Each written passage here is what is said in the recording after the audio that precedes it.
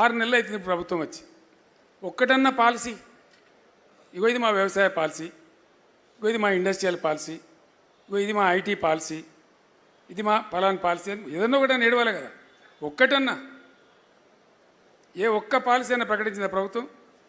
అంతా వాటి కాయగూరకుడు ముచ్చట్లు, సాయి సంసారి, లచ్చి దొంగ, గిదా.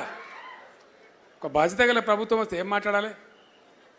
నాకు బాగా గుర్తున్నది, మొట్టమొదటి క్యాబినెట్లోనే 42 నిర్ణయాలు ఇచ్చినాం మనం.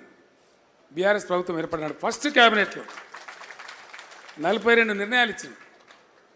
ఒక వ్యవసాయ పాలసీ తీసుకున్నామంటే పోచారం గారు అప్పుడు వ్యవసాయ మంత్రిగా ఉండిరి, ఆయనకు నేను లక్ష్మీపుత్రుడు అని పేరు కూడా పెట్టిన. నీ పీరియల్నే బ్రహ్మాండంగా అయితే సాధించినాం. పంజాబ్ను తలదాన్ని అంత ధాన్యం పండించినాం. అట్లా పట్టుబట్టి ఒక ఫలితం సాధించాలి. ఒక అద్భుతమైన ప్రజా విజయం కావాలి. ప్రభుత్వ విజయం ప్రజా విజయం కావాలి.